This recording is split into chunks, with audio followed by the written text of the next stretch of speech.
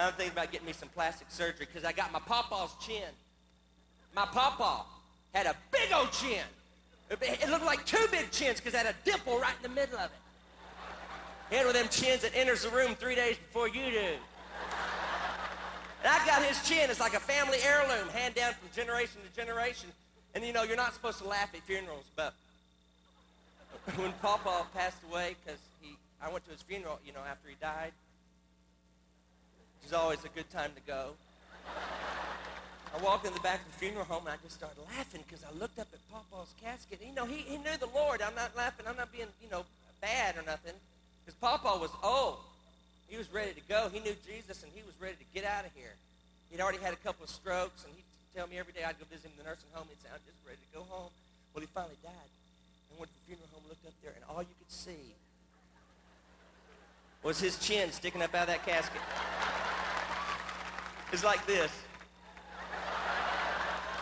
They had to turn him on his side before they could close the lid. Of course, it was a good place to hang the wreath, you know. But this is a song about plastic surgery. I'm thinking about getting it.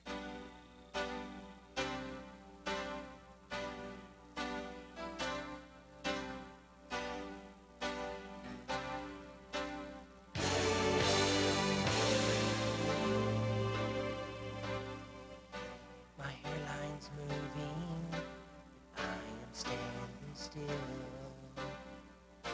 A chin like Leno's, nose big as a hill. A face that's perfect is always in my dreams.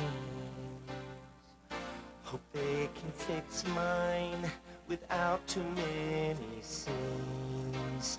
That's why I'm looking for a surgeon who'll work overtime to find my face in this world. My face in this world. Not a lot to work with.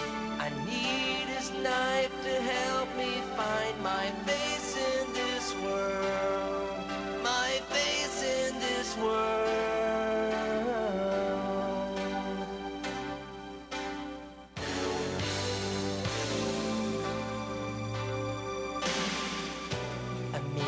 Changes. I want Smitty's kind of chin.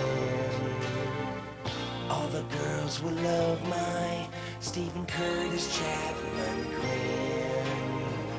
Give me Carmen's eyebrows, but a bit more overgrown. I'll be a vision, a face almost my own. That's why I'm looking for a surgeon who'll work overtime to find my face in this world.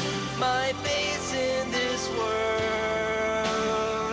Not a lot to work with, but I need his knife to help me find my face in this world.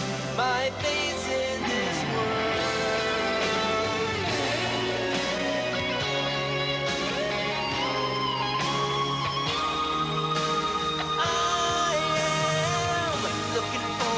Surgeon who work overtime to find my face in this world. My face in this world. Not a lot to work with. I need his knife to help me find my face in this world. My face in this world.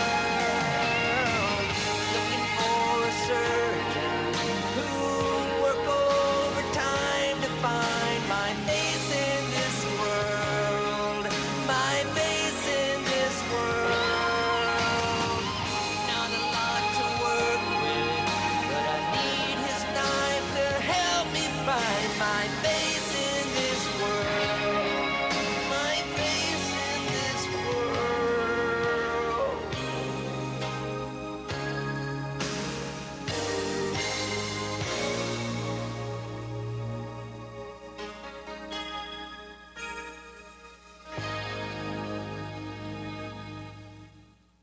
I travel part-time Bill Gaither, who is a legend in contemporary Christian music.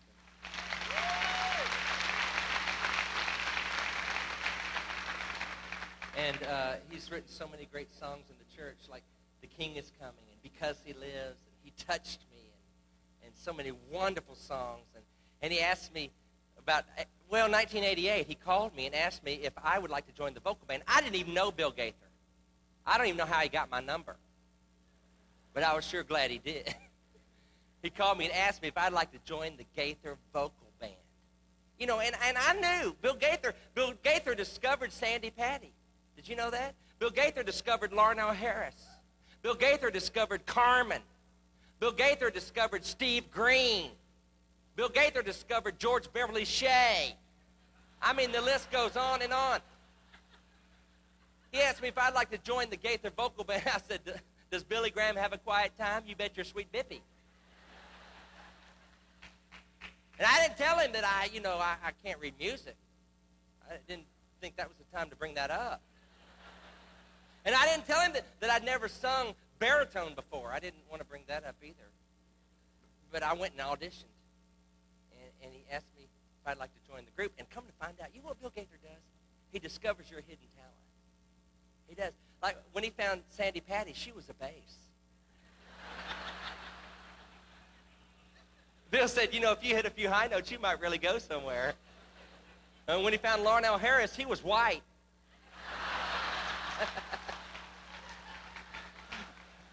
When Bill found me, I was hyperactive. Even Bill can't change everybody. What an amazing man he is. He's written all these great songs. And when I first joined the group, you know, I thought he must be perfect. He's written, He Touched Me, The King Is Coming, Joy Comes in the Morning. He's got a bus, big old bus. He owns his bus because he wrote He Touched Me. I wrote Big Booger Blues. That won't get you a bus.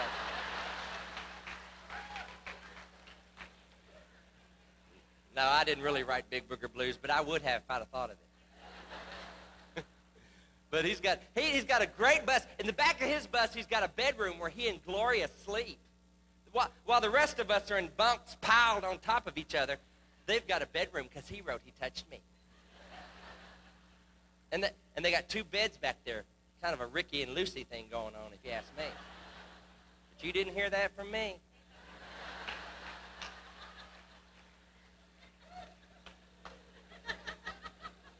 And one of those first trips when I started traveling with him, I'd catch myself sometimes just staring at him, thinking, this is the guy who wrote He Touched Me. And one time he said I could sleep back there in the other bed because Gloria wasn't going with us. It was just the Gaither vocal band. It wasn't the trio. It was just the vocal band. He said that I could sleep back there in that other bed. So I was in one bed, and he's in the other bed. That's the way we like it. And I went to bed first. I woke up about 2 in the morning and looked over in Bill's bed and thought he wasn't there because all I saw was a pile of pillows in his bed. Come to find out, Bill Gaither, Mr. He Touched Me, sleeps under pillows. He doesn't sleep under blankets like a normal person. He roots like a dog under a pile of pillows. I knew he was under there because I saw his nose peeking up through those pillows. Actually, it wasn't peeking. It was standing boldly, proudly. And I started staring at his nose thinking, that is Bill Gaither's nose. While I was staring at his nose, I found out he ain't perfect. He snores. Started off sort of like a pig digging for roots.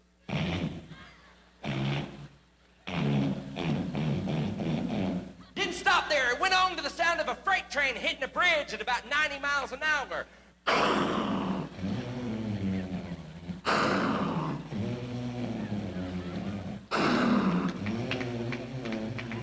Didn't stop there. Went on to the sound of a 747 trying to find a seat at the Crystal Cathedral from 30,000 feet.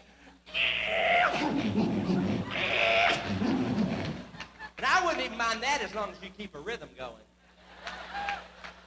Yeah, he may have written The King Is Coming, but folks, when the king does come, you better pray Bill into sleep.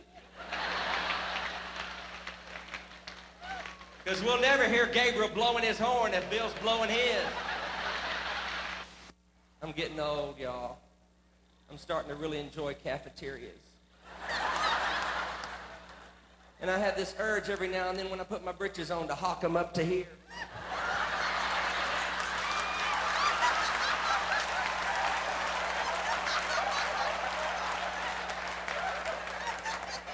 My grandfather used to walk around like that. I told him if he'd cut that thing that held his shoes together when he bought them at Kmart, he could take bigger steps.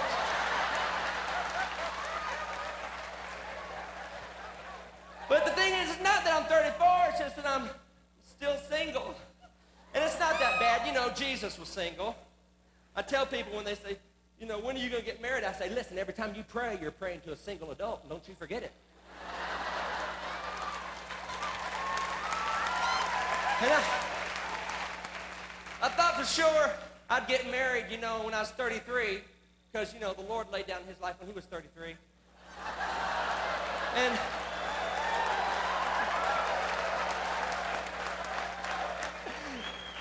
ooh, the married men are clapping on that one. But, you know, there are some good things about being single. You know, you don't have to clean out your refrigerator. I got a piece of celery in there right now. I got longer hair than Crystal Gale. And also, I never have to change my sheets. Who cares? When one disintegrates, I put on another one. Going on a blind date.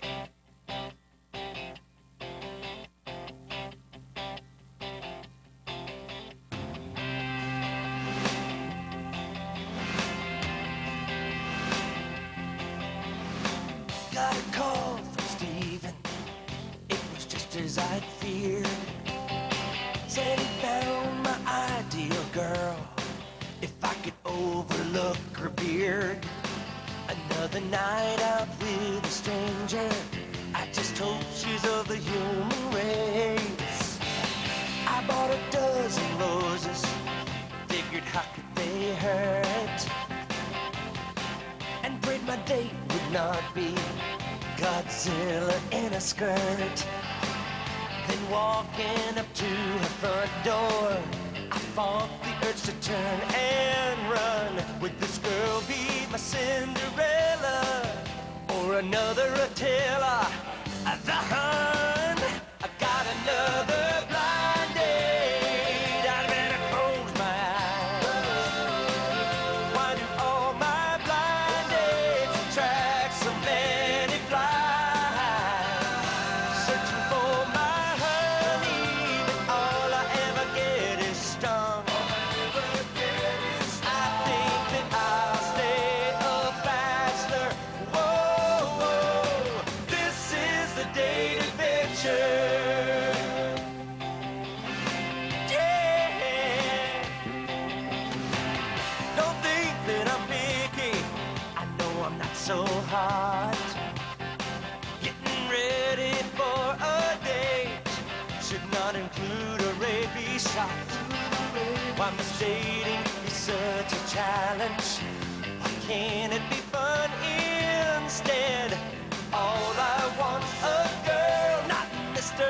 Ed. Hello, got another blind date. I got a trail to blaze.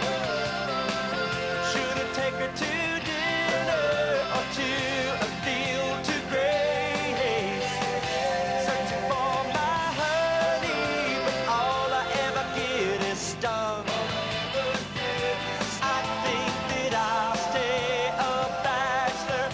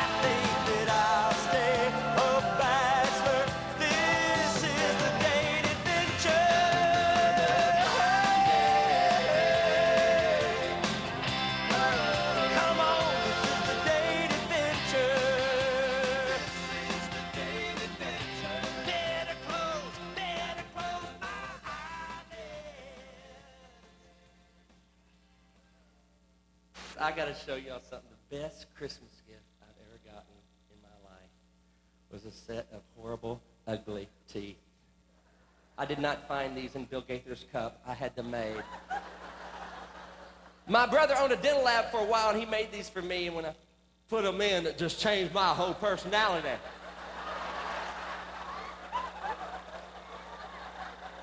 Let me come down there so you can really get a look. Hey, baby. I waited till I got these before I went to my new dentist. I popped them in. Of course, I went by the Waffle House first, you know. Of course, no one noticed.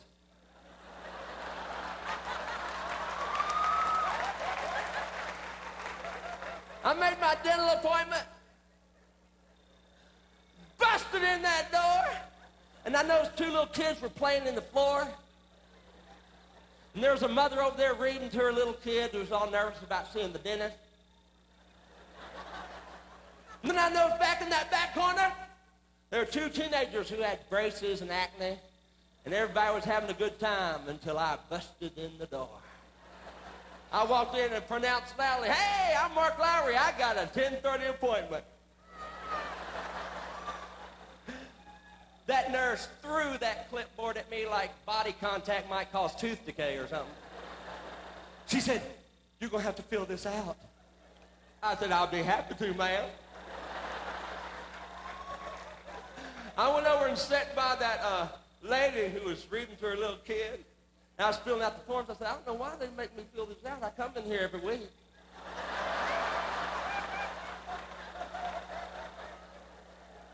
Nurse after nurse after nurse kept coming in and looking at me. I'd look up to how y'all doing. Finally, I took them out and said, "This is just a joke. My brother made these for me." She said, "Leave them in for the dentist."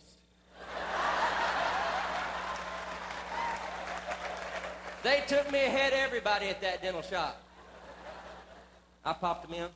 They put me back in that lounger, you know, with the bib on. I was waiting on dinner.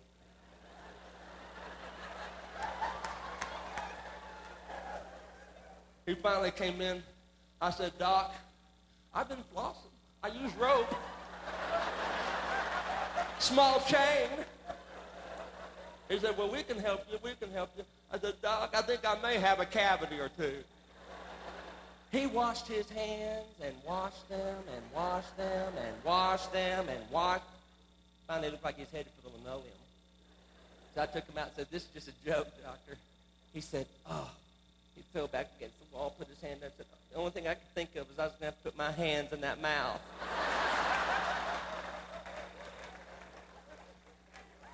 Everybody ought to get you a set of these, though. Because if you go to Denny's and tell them you found this in the salad bar, they'll give you a free salad. I did a children's pastor's banquet for about 1,000 children's pastors from all over the world not long ago. And they had it's hard to cook for 1,000 people. I've never tried it, but I'm sure it is. They had a steak and a baked potato and a salad, and then they had this moon-shaped, orange-colored vegetable on the plate. I'd never seen a moon-shaped, orange-colored vegetable in my life. And I picked it up and bit into it, and it was just nasty. It crunched, and had no flavor. And I asked them what it was. They said it was sweet potatoes. I said, "Sweet potatoes aren't supposed to crunch. Sweet potatoes are supposed to come out of the oven on Thanksgiving morning with marshmallows on top of them and nuts down in them and juice all through them. They're not supposed to crunch. Doritos are supposed to crunch." And I was up north, I admit, I was up north, and the lady said, "Well, oh, dear Brother Lowry, we don't overcook our vegetables in the north. We don't want to cook the vitamins out of the vegetables." I said, "For goodness sakes, take a pill and cook the vegetables."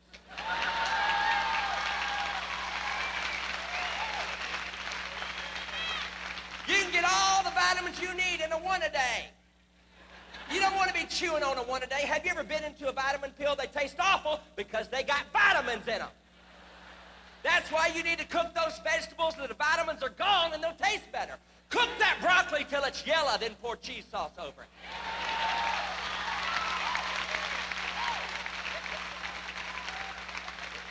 Die young, make a pretty corpse. That's my philosophy. I want my blood going through my veins. Excuse me, pardon me, coming through, pardon me. Mashed potatoes with a lake of gravy in it. Fried chicken, don't bake that. Leave the skin on that chicken. Don't make that bird die in vain. Fry that chicken. Fry it. And don't put sugar in your cornbread either. That is not of God. Sugar in the cornbread is cake. When you bite into cornbread, it's supposed to suck 90% of the moisture out of your body. Put the sugar in the tea. That's where it goes.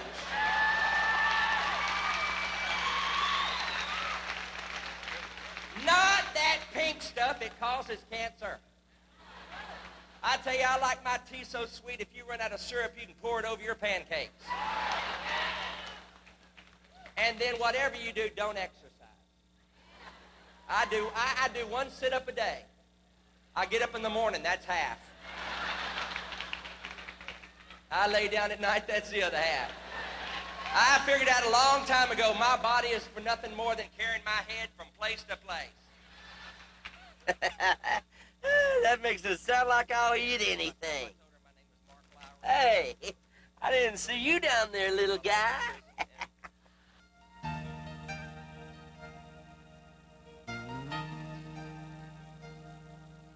I can scarf a dozen donuts and lick the sugar off my hands.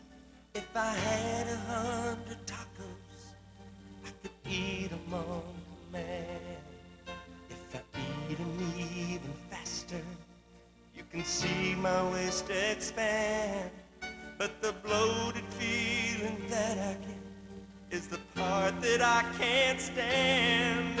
In the middle of the kitchen, I can't help but gain a pound. I'll never taste the thrill of victory till I finally chow down. I can offer no defense when that aroma fills the place. When I'm served a tray of burgers, I will gladly stuff my face.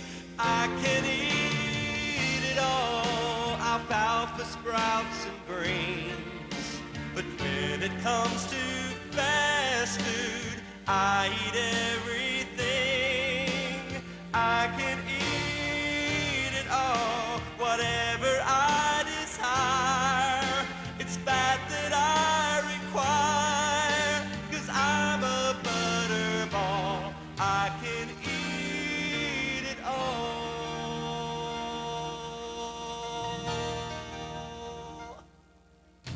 The source of my condition is the fact I don't abstain. I can measure my consumption by the weight that I have gained. Well, my friends call me a glutton, and that causes me such pain. If they serve me one more salad, I think I will go insane. 'Cause I've laid aside the health food for the fatter foods I found. When I get my hands on pizza, I can never put it down. When I hit my favorite restaurants, I eat everything I see. After hours at the buffet, they are begging me to leave. I can eat it all, alfalfa, sprouts, and greens. But when it comes to fast food, I eat everything. I can eat it all, whatever I desire. It's fat that I require, 'cause I'm a butterball. I can eat it all.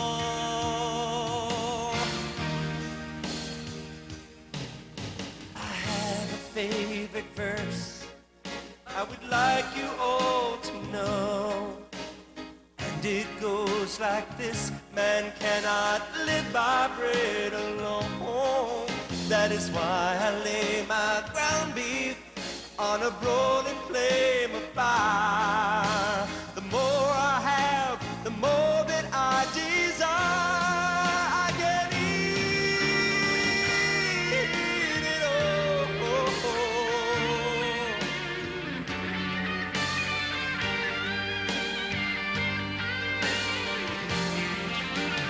I can eat it all, whatever I desire. It's fat that I require, 'cause I'm a butterball. I'm wider than I'm tall. I'm pure cholesterol. I can eat it all.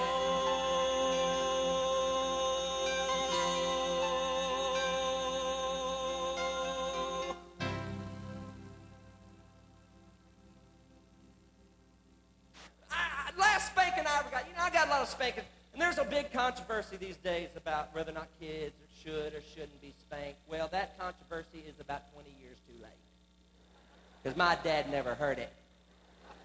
And most of my spankings I got when I was growing up was because, I know this is going to be hard for y'all to believe, but it was because of my mouth.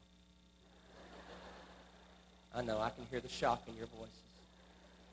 My problem was sassing my mother. We'd start off on a disagreement and would go on to an argument, and then it would end up where I was sassing her. And at this point in the discussion, Mama would always tell me what she wanted out of life. Every time. Didn't matter. Every day. Probably 2 or 3 times a day. She'd tell me at this point in our argument what she wanted out of life. Mama didn't care about new houses. Daddy took care of that. We had a nice house. She didn't care about new cars, new clothes. All my mother wanted out of life was the last word. She'd say, Mark, you had better let me have the last word. And I tried to give her the last word. But something brilliant would always pop in my mind and be out my mouth before I could stop it. Well, the last whipping I got, I was 15. 15! I was skinny back then, y'all. I had acne on my face. I looked like a Clearasil poster child. I had braces on my teeth. That's before they were fashionable. My brother accused me of eating car antennas. And it was on the way to school. It was on a Wednesday morning on the way to school. I asked Mama, I don't remember what it was about. On the way to school, she said, I'm going to tell your father. And I was thinking, yeah, right. She'll forget. She didn't. I went to school Wednesday afternoon. I always went to driver's ed. I was taking driver's education. And then after driver's ed, I'd always come out to the car and I'd say, can I drive to church? I'd ask my dad if I could drive to church, because we went to church Wednesday night and Sunday morning and Sunday night. Every time the doors were open, we were there. My daddy was a deacon and my daddy was a dictator. We did not have a vote every 4 years whether or not we're going to go to church. We went to church. If the preacher was going to wash the windows on Thursday night, we filled our pew and we watched him do it. And don't think I didn't try to get out of going to church like any normal kid. Many times I said, Daddy, I'm too sick to go to church. He'd say, throw up and prove it. And if you couldn't throw up, you went to church.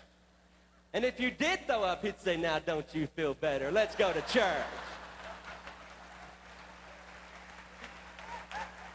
And that is a very important part of this story. Because I came out of driver's ed thinking we're going to go to church like we'd done for the past however many years I'd been in that family, 15. I came out to that car and I said, Daddy, can I drive to church? He said, get in the car. All of a sudden, I remembered what I'd done. I started praying, oh, Lord Jesus, come quickly. I got in the car, and Daddy said, Mark, do you remember sassing your mother this morning? Yes, sir. We're not going to church.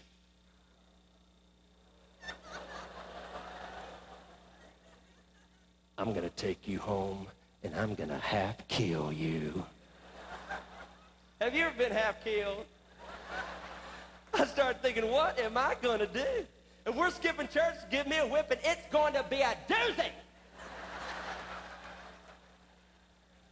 It was about a 30-minute drive, and I was thinking, what am I gonna do? What am I going to do? What am I gonna do? And then I thought of it. It dawned on me. A college student had told me, Mark, she said, the next time you get a spanking, bite the blanket. It's called mind over matter. I learned about it in college. Bite the blanket. Concentrate on the blanket. And you won't even feel what your dad's doing down south. When I was 15, I thought all college students were brilliant, you know. Now I'm here to tell you, they ain't. This girl was about 3 fries short of a Happy Meal, if you ask me. She said, put all your attention on the blanket. Well, my dad don't whip you anywhere near where you buy the blanket. We got home, and Dad did what he always did. He said, now go upstairs and prepare for your spanking. I still don't have any idea what that means. Go upstairs and prepare for your spanking. See, that was started with my older brother, who was born before me. And he would go upstairs and he would prepare. He knew what it meant. Go in your room, cry, think about what you've done, ask God to forgive you, and try to figure out how you'll never do that again. Nobody ever explained that to me. I would always go upstairs and prepare. I'd put on 17 pairs of underwear.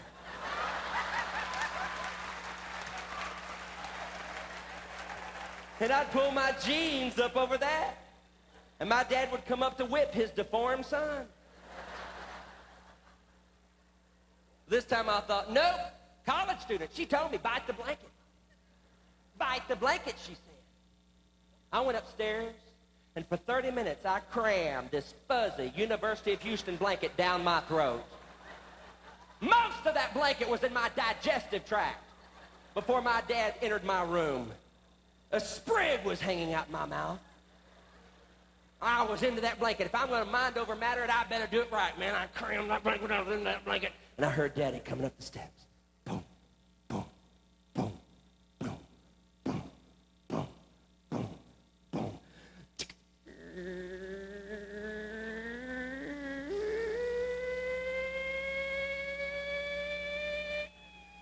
We got big doors in Texas. Daddy walked over to me and said, Mark, this is going to hurt me worse than it hurts you, son. I went, mm-hmm. I used to think, well, if that's the case, let's trade places. I'm the one who needs the punishment. Let me beat the tar out of you for once. But I never said it. And then I heard the sound that to this day puts goosebumps up and down my spine. Have you ever heard it? Have you ever heard it? It's the sound of a belt flying through belt loops. Ah! You know judgment has come. The worst part of that whipping wasn't the whipping. For the next 3 days, I picked fuzz out of my braces and coughed up 6 fur balls. Any hyperactive people here tonight?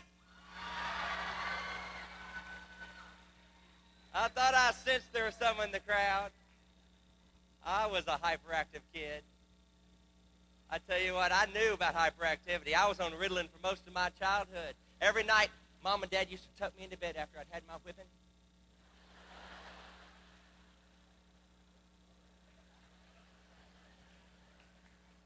What? You mean you didn't get a whipping every night before you went to bed?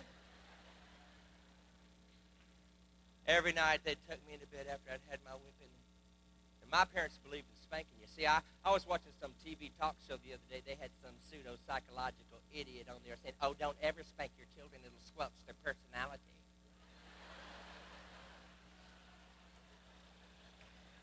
I'm here to tell y'all, Mama squelched my personality all over the house.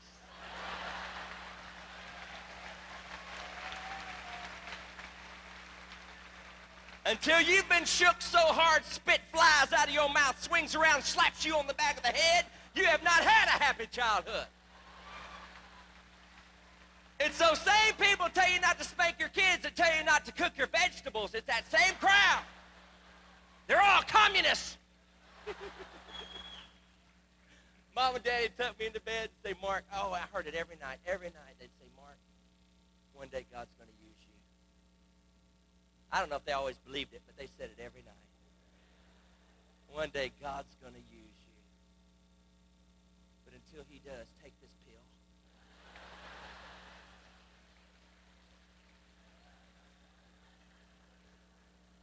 I had a teacher in the 3rd grade, Miss Johnson. I'll never forget her. I was in her class for a whole week. She was so pretty. She had long black hair. She had homegrown fingernails. These were not Lee press-on nails. These were homegrown. And I would come home from school with her fingernail prints in my arms. And my mother went down to that principal and said, I know he's hyperactive. And I know he's a handful, but he's not coming home from school with fingernail prints in his arms from his teacher. I want him moved to another teacher's classroom. So they moved me over to Mrs. Holland's class. Mrs. Holland! She was older than Miss Johnson. She wasn't as pretty as Miss Johnson because Miss Johnson was young and fresh out of college, and Miss Holland had taught for many years. In fact, she's about 10 years older than God when I met her. And she had big, fluffy hands, and when I would get hyper, she would take me on walks around the Hollybrook Elementary School, and she'd have the student teacher take over the class. When I couldn't sit still, instead of fussing at me or grabbing me, she'd say, Mark, let's go for a walk. And she told me God liked hyperactive kids. She told me the same thing my parents had told me, that God had a special place for hyperactive kids. That it was okay to be hyperactive. I'd never heard anybody say God liked me before. I'd heard people say God loved me, you know, and God has to love you. I mean, he's God. God is love, and that's sort of what he does. But I never heard he liked me. I mean, there is a difference, you know. There are a lot of people I love, I don't like. I go through Thanksgiving and Christmas too.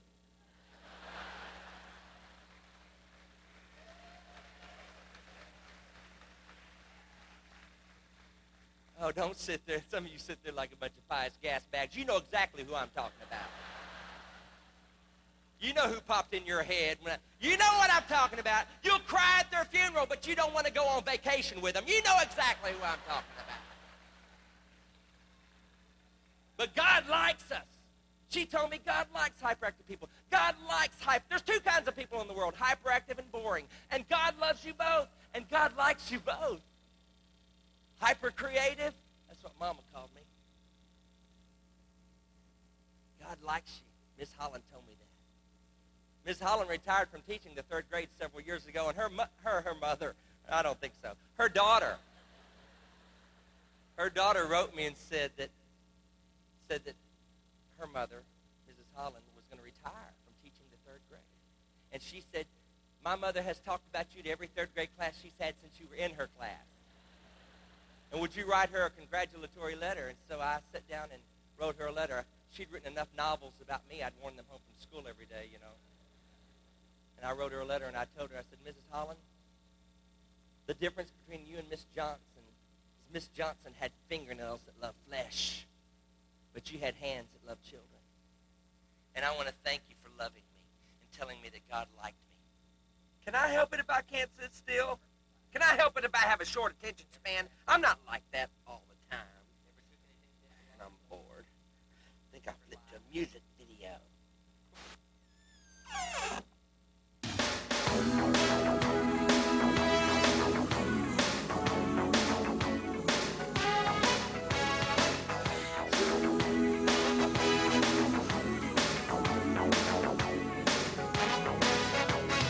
Never on the honor roll, but I think that I should mention I would have a master's now if they gave it any attention.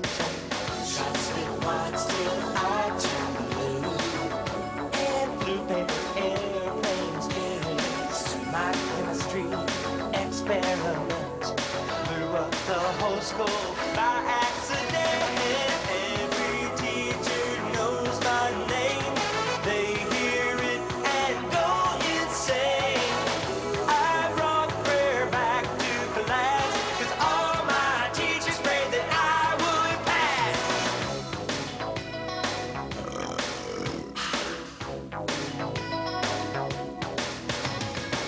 At the mention of my name, teachers twitching, some start brooding. A diploma was my aim, but I even flung home schooling. Put a frog down one girl's back. My mama got notes by the stacks. All of my teachers got combat pay. Every hour, every day, every teacher knows my name. They hear it and go insane. So many swats that I couldn't keep score. That's what I grew all this padding for. Every teacher knows my name. They hear it and go insane. Yeah, I brought prayer back to class, 'cause all my teachers prayed that I would pass.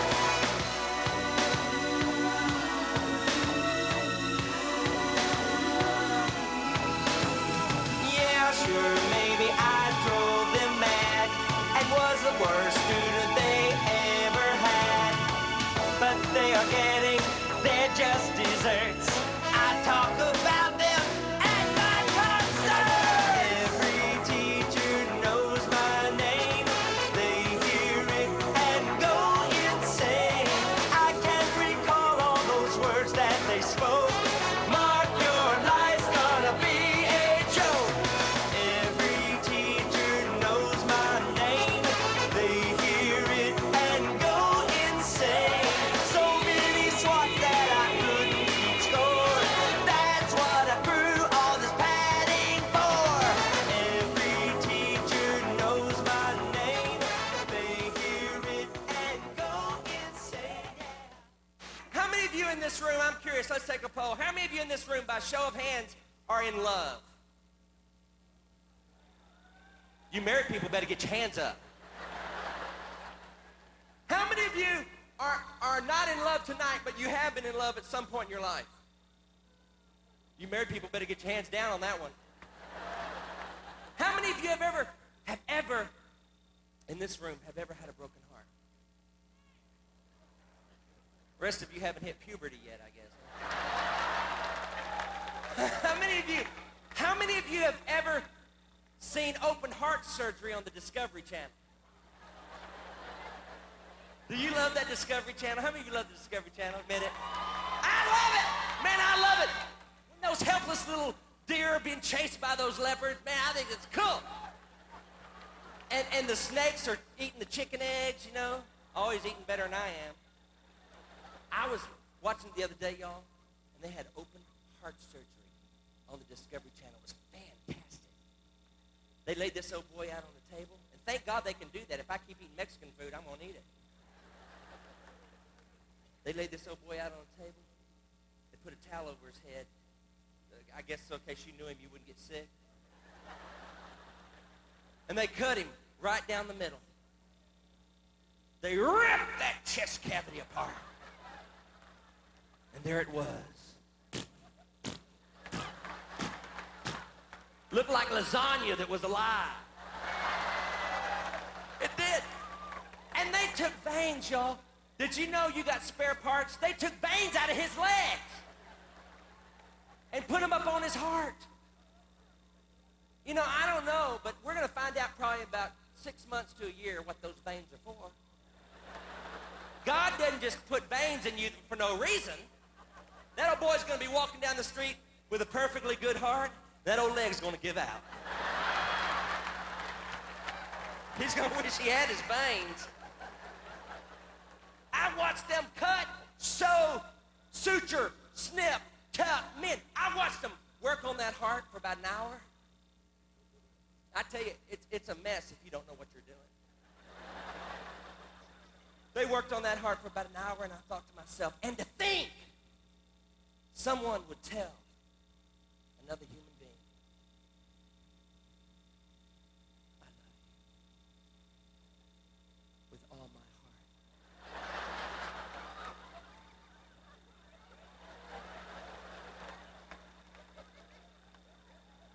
You love me with your blood pumping, my son? I tell you, it lost something for me, children. You know why we say I love you with my heart, though? Because in Western civilization, the seat of the emotions is the heart. The seat of the emotions is the heart. I love you with all my heart. You broke my heart. Put your heart into it. The seat of the emotions is the heart, but not so in some countries. I'm serious. Some countries, the seat of the emotions is the kidneys. Some countries, it's the liver. The seat of the emotions. You ask that missionary next time he brings that 12-hour slideshow to your church. You ask him, where is the seat of the emotions in the country he comes from? Somewhere it's the kidneys. Somewhere it's the liver. Somewhere tonight,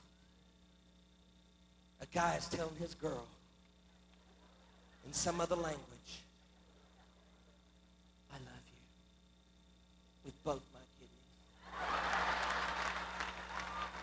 Or he might be saying, hey, baby, you make my liver quiver. It's not the same as the heart. It's not the same. Hey, but did you know what the seat of the emotions was in the Old Testament? Anybody know? You got it. The bowels. Look it up. The seat of the emotions in the Old Testament was the bowels. Boy, that'd ruin a lot of good love songs, wouldn't it? Don't tell my bowels, my achy, breaky bowels. I left my bowels in San Francisco. What'd they do for love songs? But the heart works. I mean, think about it, ladies. If you were in the Old Testament, can you hear your husband? He puts you in his arms. He goes, oh, baby. Oh, baby. Woo! Baby, you move me, baby.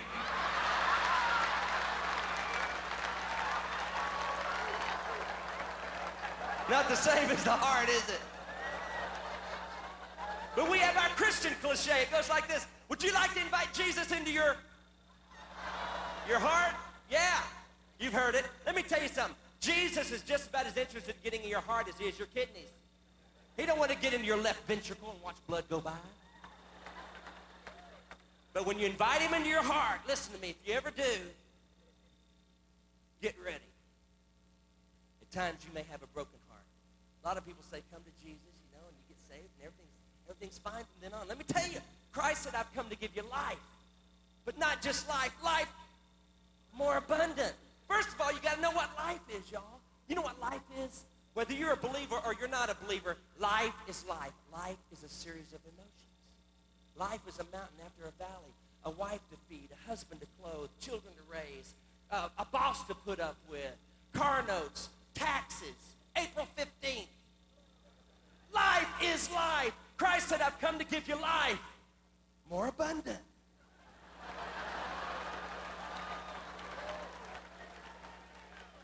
If I could put the Christian life into one word, you know what it would be? It wouldn't be joyous. It wouldn't be victorious. It wouldn't be sad. It wouldn't be depressing, even though it has been all those things at some point in time. If I could put it into one word, if I could put my entire Christian experience into one word, it would be this. The Christian life is interesting. You want a boring life? Don't come to Christ. You want an interesting life? Come to Christ. But I've got a great scripture for you. If your heart ever gets broken, this is my favorite scripture. It's my life verse. I love this verse. It says this. And it came to pass.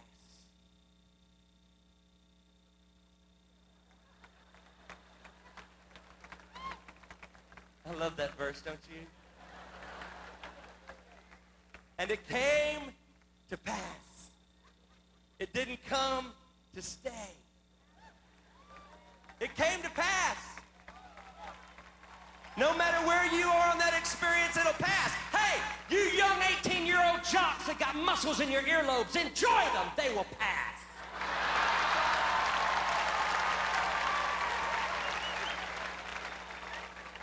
You older crowd, 35 and up, you got gray hair now. Some of you got blue hair. You know who you are. Some of you got no hair. Some of you went out and bought you some hair, didn't you? I saw a guy on TV, some TV preacher, he had the nastiest looking wig I've ever seen in my life. I think the thing was made out of cat hair. Every time he scratched his head, his rear went up.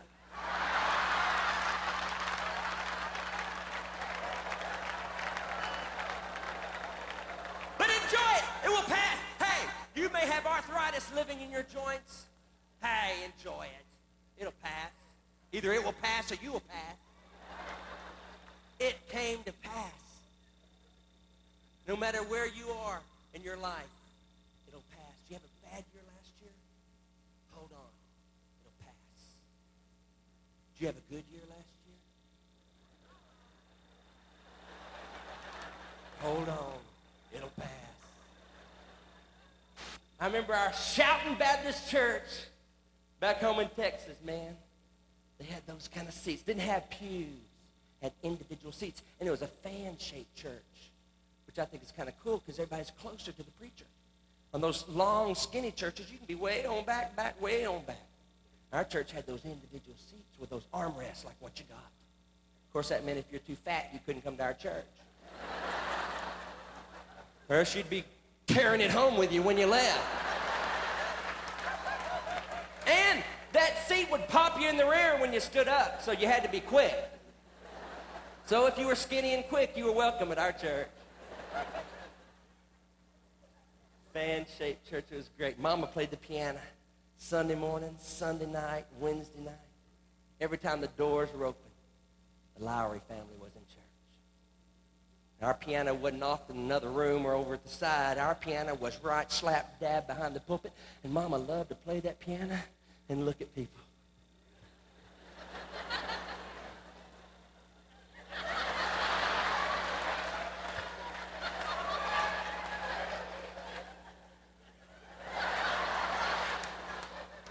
She'd be playing, oh, victory in Jesus, my Savior forever. I'd be up in the back row of the balcony. I'd ask her, I'd say, Mama, can I go sit up on the shelf? She'd say, yeah, go on. Sometimes she'd let me. I was a little kid. I'd grab all my friends. I'd get up in the shelf. I'd be learning stand-up comedy while Mama was playing the piano. And you know, when you do concerts, they always dim the lights and then they put a spotlight in your face. You feel like you're singing to a train. Everybody could be real quiet and get up and leave. You'd never know it. Well, if they'd have had spotlights in our church, I'd have got a lot less whippings because Mama could sing. I'd be up there cutting up, hoping she wouldn't find me. Oh, victory in Jesus, my Savior. Forever. And then she'd spot me in the balcony.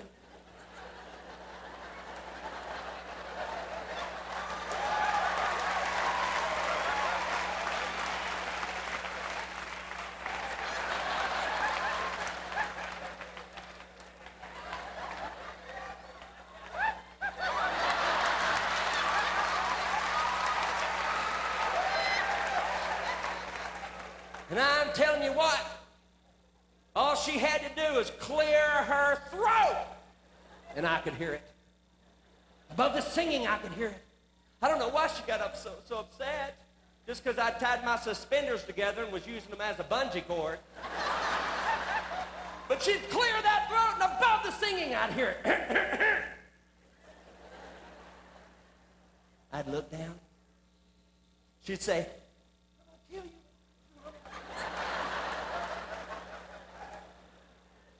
And if Mama didn't find me, Daddy would. My daddy was a deacon, and his arm could wrap around our church 4 times and never leave his shoulder. Find the back of my head, pow! If I was real bad, you know where he took me? To the old sanctuary. And every church ought to have an old sanctuary. Our old sanctuary was haunted. It had shadows of dead choir members on the walls. He'd pop me on the back of the head. I'd look up. He'd say, "Come with me." Where are we going? The old sanctuary.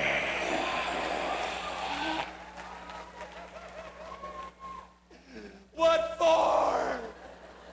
Choir practice.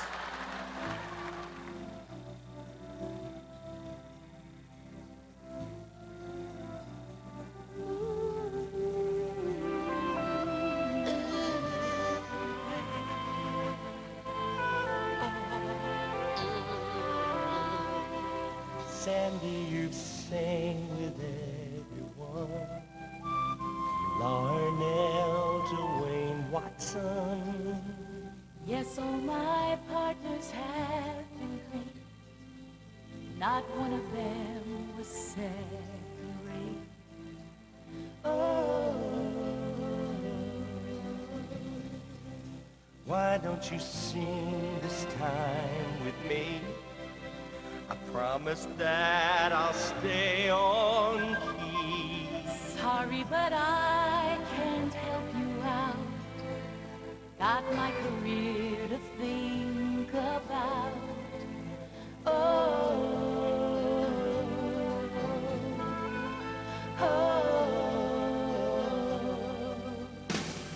So we'll sing then at some other time, some other place,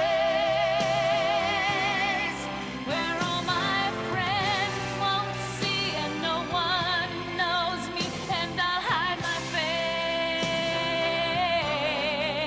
though the dogs are howling, coyotes growling. Whenever your solo comes, I know happy I will be if you'll just sing with me. some other time and some other place.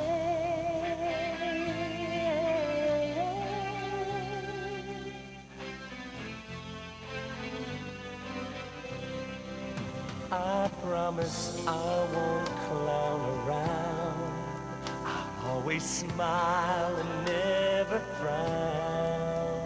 You'll scare my audience to death and probably melt the mic with your breath. Oh, The two of us could go so far.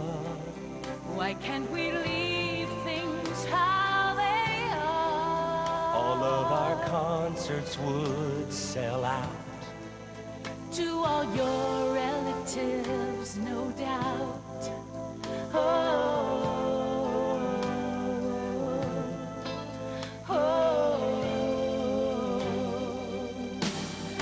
So we'll sing then at some other time and some other place, where all my friends won't see and no one knows me, and I'll hide my face. will be a hit, I'm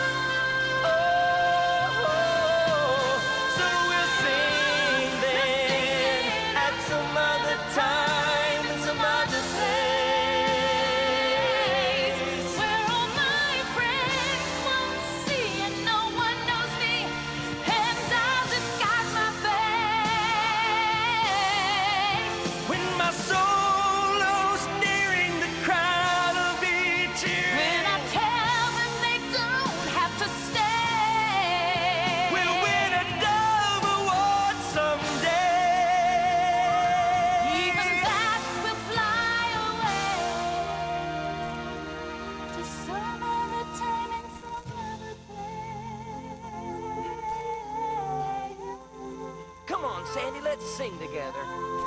No, not some other time, right now. We could be the next BB and Cece, the next Regis and Kathy Lee. Oh, who knows where this could lead? Come on, Sandy. Would you hush and talk to me? Quit. Sandy, hey, Sandy, Sandy. Oh, please, sing with me.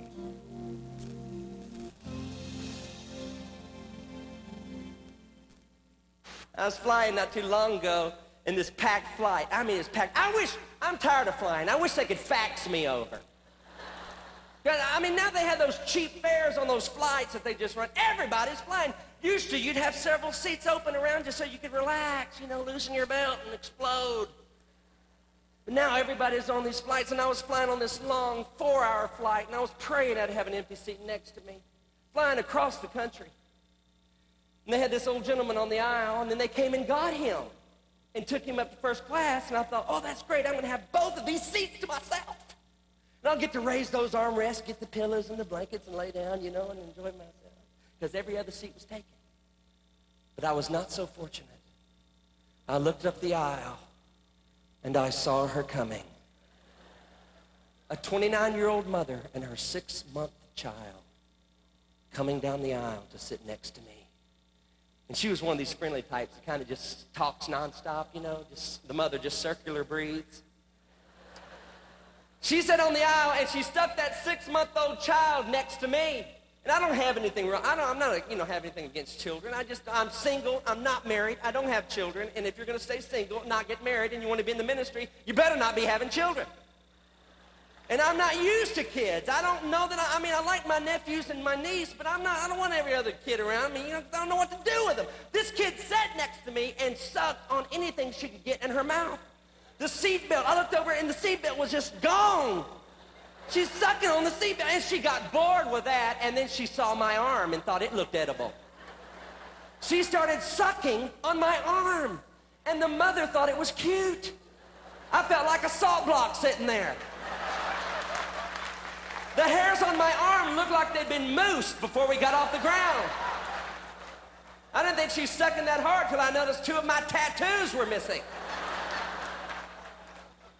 And then the mother says to me, we're talking. She likes to talk, so I just put my book down. I figured I'm going to have to talk. She said, well, what do you do for a living? She asked me. I'll never forget. I hate that question because I have no idea what I do for a living. All I know is what I used to get whipped for doing in church, I get paid to do now. That's all I know.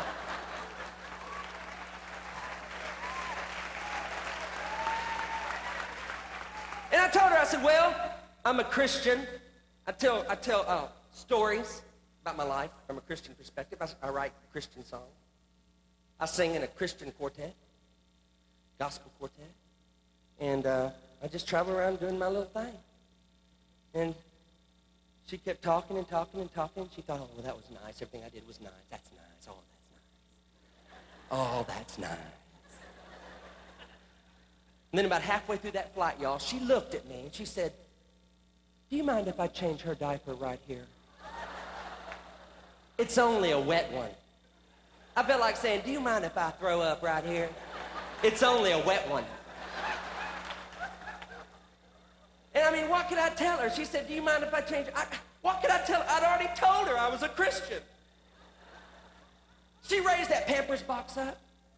And I said, looky there. You don't have to change your diaper. It says right there on the box, up to 26 pounds.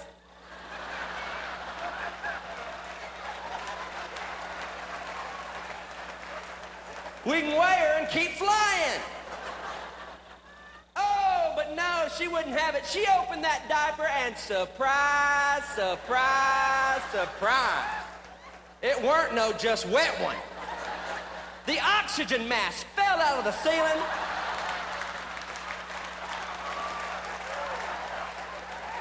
I thought they were going to have to raise that wall back up in Germany. Looked like that kid had ate a whole bottle of Dijon mustard or something. And the guy behind me leaned over and said, excuse me, but do you have any Grey Poupon?